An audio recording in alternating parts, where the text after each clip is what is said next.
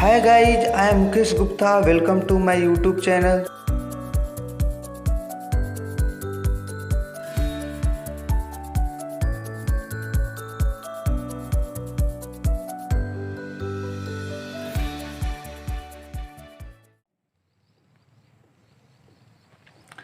देखिए फ्रेंड, आव्यूह का परिवर्त, ट्रांसपोज ऑफ ए मैट्रिक्स। यदि किसी आव्यूह की पंक्तियों तथा स्तंभों का परस्पर विनिमय, ठीक है, इंटरचेंज करने से प्राप्त होने वाला आव्यूह ए का परिवर्त कहलाता है। यानी कहने का मीनिंग हुआ कि पंक्ति और स्तंभ में परस्पर क्या कर दिया जाए, इंटरचेंज। पंक्ति और स्तंभ में क्या कर दिया जाए, इंटरचेंज कर दिया जाए। उससे जो नया एक आव्यूह प्राप्त होगा वो आव्यूह ए का क्या कहलाएगा, परिवर्त कहलाएगा। ठीक है, आव्यूह ए के परिवर्त को ए डैश या ए के घात टी से निरूपित करते हैं। दूसरे शब्दों में इसको समझ लेते हैं। जैसे यहाँ पे एक आव्यूह है और इसकी पंक्ति, इसकी कोटि m/n है। जब इसका ए का जब ए डैश निकालेंगे, अर्थात ए डैश का परिवर्त आव्यूह जब निकालेंगे, उस स्थिति में जो पंक्ति और स्तंभ है बदल जाएगा। पहले पंक्ति m है और बाद में स्तंभ n है। अब पहले स्तंभ हो जाएगा और बाद में पंक्ति, तो इसकी कोटि बदल जाता है। क्या बदल जाता है, जो परिवर्त आव्यूह होता है उसकी कोटि क्या हो जाता है, बदल जाता है। जैसे m/n है तो अब क्या हो जाएगा, n/m होगा। और साथ ही साथ जो आव्यूह के अंदर अवयव होते हैं उनके स्थान भी क्या हो जाता है, बदल जाता है। जैसे इस आव्यूह में अवयव क्या है, aij में है, और इस आव्यूह में अवयव किस में है, ji में है। ठीक है, तो इस चीज़ को ध्यान में रखिएगा। इसको एग्जाम्पल के द्वारा समझ लेते हैं। जैसे मान लीजिए एक आव्यूह है, ठीक है, ए बी और 1 2 है। तो जब इसका परिवर्त आव्यूह ए डैश या ए के घात जब टी निकालेंगे तो होता क्या है, उसमें यही होता है, जो ये पंक्ति है वो स्तंभ हो जाएगा, ए बी हो जाएगा। और जो 1 2 है, ये जो अभी पंक्ति में है, ये भी अब किस में हो जाएगा, तो ये निकल गया डैश। अब दूसरा एक एग्जाम्पल समझ लेते हैं। जैसे यहाँ पे एक आव्यूह ए है, ठीक है, जैसे 1 2 3 4 5 6 है। ठीक है, और इसकी कोटि आप देख सकते हैं, इसमें कितनी पंक्ति है, 3 पंक्ति और 2 स्तंभ हैं। जब इसका ए डैश निकालेंगे, ठीक है, तो ए डैश निकालते हैं, ये जो पंक्ति है ये स्तंभ में बदल जाएगा, 1 2, ये जो पंक्ति है अब ये स्तंभ बदल जाएगा, 3 4, ये जो पंक्ति है अब ये स्तंभ बदल जाएगा। अब देख सकते हैं इसमें पंक्ति कितना हो गया, 2, और स्तंभ कितना है, इसमें 3 स्तंभ है। तो कोटि अब देख रहे हैं बदल गया, 3/2 था, अब क्या हो गया, 2/3। इसमें अवयव का स्थान भी बदल जाता है।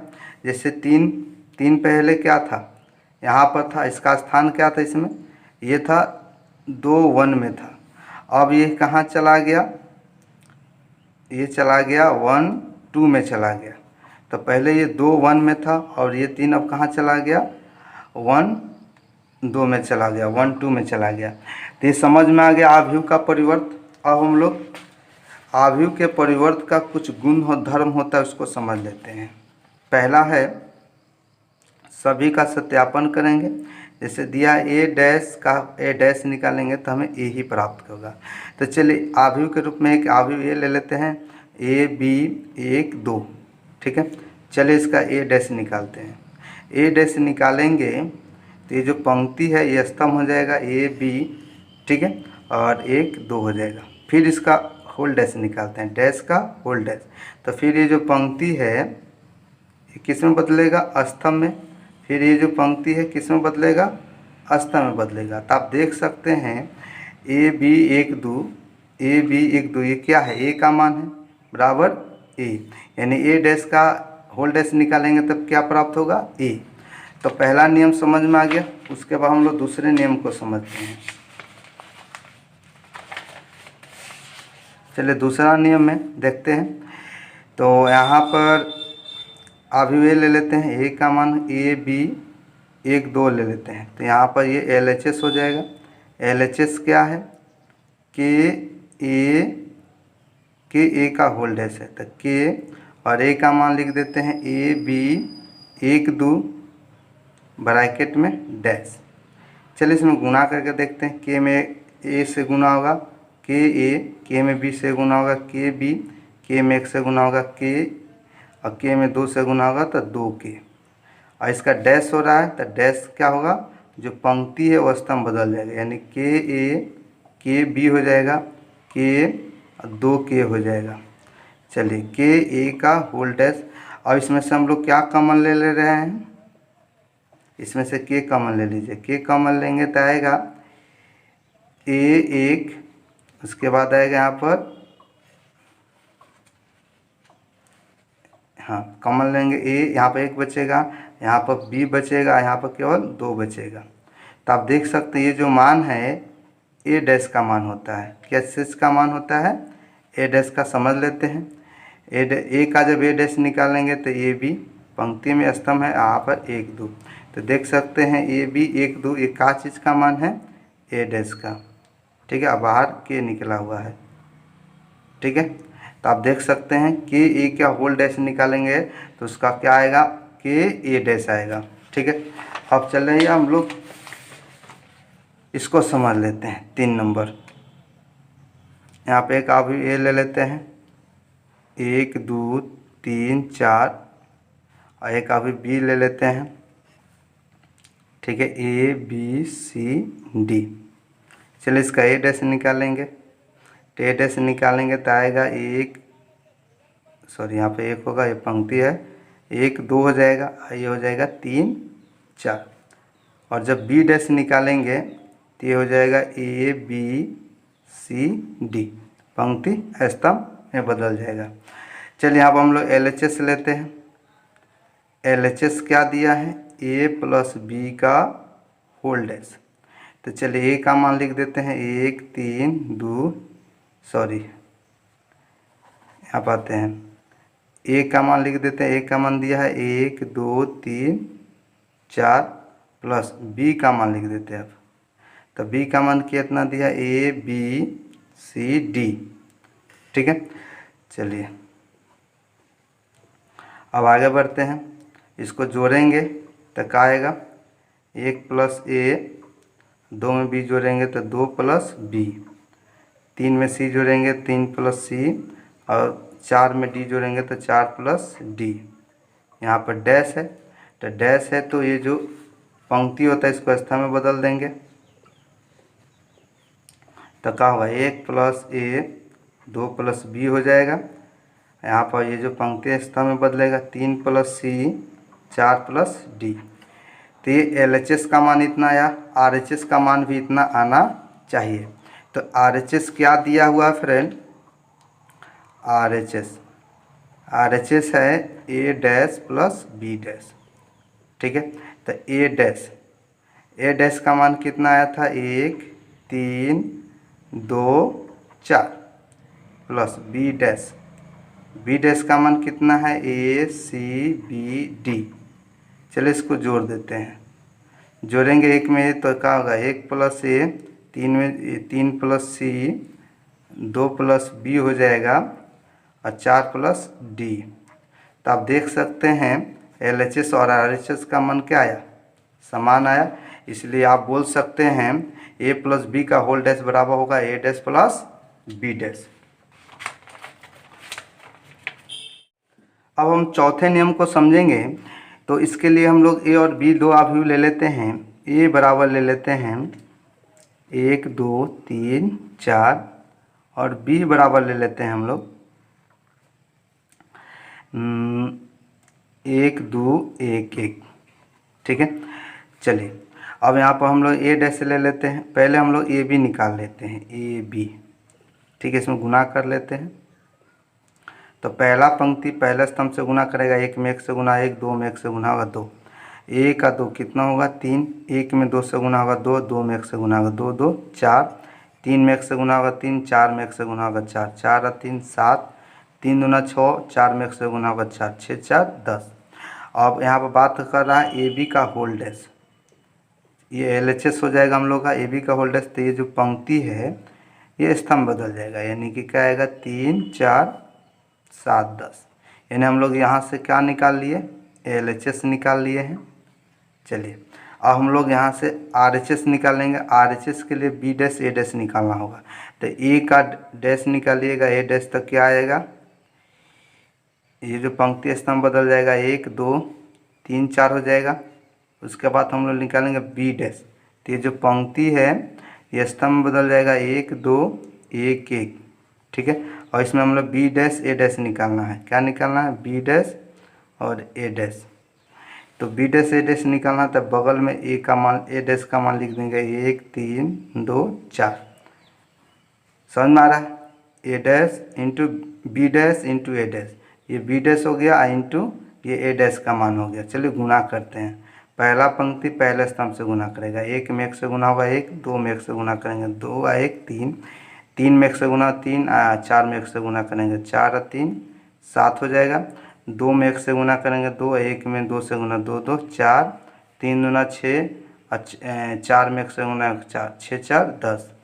तो आप देख सकते हैं ये हो गया RHS का मान, यानी LHS का मान 3 7 4 10, 3 7 4 10। LHS और RHS दोनों का मान बराबर आया, इसलिए हम लोग बोल सकते हैं कि AB का होल डैश बराबर होगा B dash into A dash.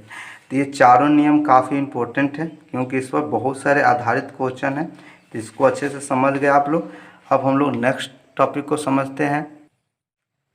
अब हम लोग समझेंगे सममित तथा विषम सममित आव्यूह, ठीक है। चलिए, पहला है सममित आव्यूह। एक वर्ग आव्यूह ए सममित आव्यूह कहलाता है यदि ए डैश और ए क्या हो? बराबर हो। कहने का मतलब कोई आव्यूह ए है और उसका परिवर्त आव्यूह, यानी कि किसी आव्यूह का परिवर्त क्या हो? बराबर हो, तो उसे क्या, उस आव्यूह को क्या बोलेंगे? सममित आव्यूह कहते हैं। या ऐसे बोल सकते हैं ए आई जे और उल्टा करें, जे को पहले और आई को उल्टा करने के बाद भी अगर ये दोनों अवयव आपस में बराबर है, ए आई जे या जे आई उल्टा करने के बाद भी अगर ये अवयव बराबर है, तो ये आव्यूह क्या कहलाएगा? सममित आव्यूह कहलाएगा। यहाँ पर समझ सकते हैं, यहाँ पर एक आव्यूह ए है और उसका ए डैश निकाला गया, यानी जो ये पंक्ति है उसको स्तंभ, यानी इसको √3 2 3 √2 3 √2 3 है ना, √2 3 कर दिया गया। फिर देखिए 2 -5 -1, तो 2 -5 -1 पंक्ति था, इसको स्तंभ बदल गया। 3 -1 1 3 -1 1 1। अब मिलाइए, क्या ए और ए डैश बराबर है? √3 तो √3, 2 तो 2, 3 तो 3, 2 तो 2, -5 यानी कि कहने का मतलब है सभी √2 का संगत अवयव √3 का संगत अवयव √3 है, 2 का संगत, यानी प्रत्येक ए और ए डैश का प्रत्येक संगत अवयव आपस में बराबर है, यानी ए डैश क्या है? बराबर है। उस हिसाब से ये जो ए है, इस ए का नाम क्या दिया जाएगा? सममित आव्यूह का नाम दिया जाएगा। अब हम लोग बात करते हैं विषम सममित आव्यूह, ठीक है। अब देखिए, इसको समझ लेते हैं। एक वर्ग आव्यूह ए आई जे विषम सममित आव्यूह कहलाता है यदि ए डैश माइनस यानी ऋणात्मक चिन्ह के साथ बराबर हो। किसके साथ? ऋणात्मक चिन्ह के साथ। ए आई जे बराबर माइनस ए आई जे हो, तो उसे क्या बोलेंगे? विषम सममित आव्यूह। जैसे यहाँ पर बी एक आव्यूह दिया हुआ है और चेक करते हैं क्या ये विषम सममित आव्यूह है, तो उसके लिए हमें सबसे पहले बी डैश निकालना होगा। क्या निकालना होगा? B dash. चलिए बी डैश निकालते हैं, माइनस बी डैश निकालना होगा। क्या निकालना होगा? Minus B dash. चलिए निकालते हैं माइनस बी डैश। तो पहले तो ये माइनस यहाँ पर लिख देते हैं, माइनस है तो माइनस, ये जो पंक्ति है इसे स्तंभ में लिख देते हैं 0 E F, फिर लिखेंगे -E 0 F G हो जाएगा, फिर लिखेंगे -AF -G 0, और इसमें माइनस से गुना कर देते हैं। किससे गुना कर देते हैं? माइनस से। चलिए माइनस से गुना करेंगे तो सभी नेगेटिव पॉजिटिव होगा, पॉजिटिव नेगेटिव होगा। 0 ये माइनस ही है तो प्लस ही होगा, ये माइनस है फिर तो प्लस, ये प्लस ही है तो माइनस ही हो जाएगा। 0 ये माइनस जी है तो प्लस जी हो जाएगा, प्लस एफ है तो ये माइनस है, प्लस जी है तो ये माइनस जी, यहाँ पर ये 0। तो आप देख सकते हैं माइनस बी डैश ये किसका मान है? ध्यान से देखिए, ये बी का ही मान है। टोटल किसका मान है? तो यानी माइनस बी डैश जो आया, क्या आया? बी आया। यानी आप बोल सकते हैं बी बराबर क्या लिख सकते हैं? Minus B dash. तो यहाँ पर देख सकते हैं बी और माइनस बी डैश आपस में क्या है, उस हिसाब से ये जो बी होगा क्या कहलाएगा? विषम सममित आव्यूह। क्या किए समझिए, यहाँ बी एक आव्यूह दिया था, यहाँ पर हम लोग जैसे याद रखिएगा, ये जो माइनस है आप माइनस को इधर भी ले सकते हैं, कोई दिक्कत नहीं है। जो माइनस है ये आप माइनस इधर भी रख सकते हैं, ठीक है, इधर भी चाहे इधर रखे, कोई दिक्कत नहीं है। अगर कोई आव्यूह बी हो और उसका हम लोग क्या निकाल दें, माइनस बी डैश, और देखिए वो बराबर आ रहा है या नहीं। तो अगर बराबर आ जाए तो विषम सममित, जैसे मान लो कोई आव्यूह सी है और इसका माइनस सी डैश निकालें, अगर ये दोनों बराबर हो जाए तो ये जो सी होगा, ये जो सी होगा क्या होगा, विषम सममित आव्यूह होगा। अब हम लोग प्रमेय 1 को देखते हैं, ठीक है। वास्तविक अवयवों वाले किसी वर्ग आव्यूह ए के लिए ए प्लस ए डैश एक सममित आव्यूह होगा। यानी एक आव्यूह दिया है ए और इसका जो ए डैश होगा, जब दोनों को जोड़ेंगे तो हमें क्या प्राप्त होगा, एक सममित आव्यूह। यानी किसी आव्यूह को उसके परिवर्त आव्यूह से जोड़ दिया जाए तो क्या प्राप्त होगा, एक सममित आव्यूह प्राप्त होगा। जैसे यहाँ पर ए है और इसका ए डैश निकालते हैं, इस आव्यूह का परिवर्त आव्यूह निकालते हैं। यानी 2 3 है, ये जो पंक्ति में ये स्तंभ में हो जाएगा, 4 5 ये भी स्तंभ में हो जाएगा। चलिए इसको हम लोग यहाँ पर ए प्लस ए डैश निकालते हैं। तो ए का मान कितना दिया है, ए का मान दिया 2 3 4 5 प्लस ए डैश का मान दिया है 2 4 3 5। इसको जोड़ कर देखते हैं, चलिए जोड़ते हैं। जोड़ने पर ये 2 2 4 4 3 7 4 3 7 5 5 10। ये जो आव्यूह प्राप्त हुआ, ए प्लस ए डैश को जोड़ने पर एक आव्यूह प्राप्त हुआ। क्या इसका परिवर्त यही आव्यूह प्राप्त होगा? सममित आव्यूह कब होता है, ए और ए डैश आपस में क्या हो, बराबर हो। ए और ए डैश आपस में बराबर हो तभी वो सममित आव्यूह कहलाते हैं। यानी ये जो आव्यूह प्राप्त हुआ इसका ए डैश निकाला जाए तो फिर यही आना चाहिए। चलिए निकालते हैं। तो 4 7 है तो ये पंक्ति में इसको स्तंभ बदल देंगे, 7 10 है पंक्ति में इसको स्तंभ बदल देंगे। देखिए मान सेम आया। तो याद रखिएगा ए प्लस ए डैश को जोड़ने पर एक हमेशा क्या प्राप्त होता है, एक सममित आव्यूह प्राप्त होता है, ठीक है। तो चलिए जोड़ने पर सममित आव्यूह प्राप्त होगा, जब घटाएंगे तो क्या प्राप्त होगा, एक विषम सममित आव्यूह प्राप्त होगा। यहाँ पर एक आव्यूह ये दिया गया है, आप इसको करके देखिएगा, एक विषम सममित आव्यूह प्राप्त होगा। अब हम लोग प्रमेय 2 को समझते हैं, ठीक है। अब हम लोग प्रमेय 2 देखते हैं। किसी वर्ग आव्यूह को एक सममित तथा एक विषम सममित आव्यूह के योग के रूप में व्यक्त किया जा सकता है, ठीक है। जैसे यहाँ पर एक एक आव्यूह है, ए प्लस ए डैश मैंने अभी बताया था एक विषम सममित आव्यूह प्राप्त होता है, ठीक है। 1/2 ए माइनस ए डैश, ठीक है। तो ए प्लस ए डैश एक विषम सममित आव्यूह है, ए माइनस ए डैश ए प्लस। अब हम लोग प्रमेय 2 को देखते हैं। किसी वर्ग आव्यूह को एक सममित तथा एक विषम सममित आव्यूह के योगफल के रूप में व्यक्त किया जा सकता है। यानी ये जो आव्यूह ए है हम लोग इसे सममित, ठीक है, और विषम सममित आव्यूह के रूप में लिख सकते हैं। सममित और विषम सममित आव्यूह के रूप में ए को लिख सकते हैं, ठीक है। समझते हैं इसको। देखिए तो यहाँ पर आव्यूह ए है। अब देखिए ए प्लस ए डैश एक सममित आव्यूह है, ए माइनस ए डैश एक विषम सममित आव्यूह है, ठीक है। इसको जोड़ने पर हमें फिर ए ही प्राप्त होना चाहिए। जोड़ कर देखते हैं। 2 2 का एलसीएम क्या होगा, 2। ए प्लस ए डैश 1 से गुना करेगा तो ए प्लस ए डैश प्राप्त होगा। अब देखिए ए 1 से गुना करेगा तो आएगा ए माइनस ए डैश, ठीक है। अब देखिए यहाँ से ए डैश कैंसिल हो जाएगा, हमें ए ही प्राप्त करना है। ए क्या होगा, 2a/2, यहाँ से 2 2 खत्म। यानी देखिए, यानी सममित और विषम सममित आव्यूह को योग के रूप में हम लोग लिख सकते हैं, फिर वही आव्यूह प्राप्त होता है। तो फ्रेंड, अगर आपको ये वीडियो अच्छा लगा हो तो इस वीडियो को लाइक करें, अपने दोस्तों के पास शेयर करें और मेरे चैनल को सब्सक्राइब करें ताकि इस तरह का वीडियो आपको मिलता रहे। धन्यवाद।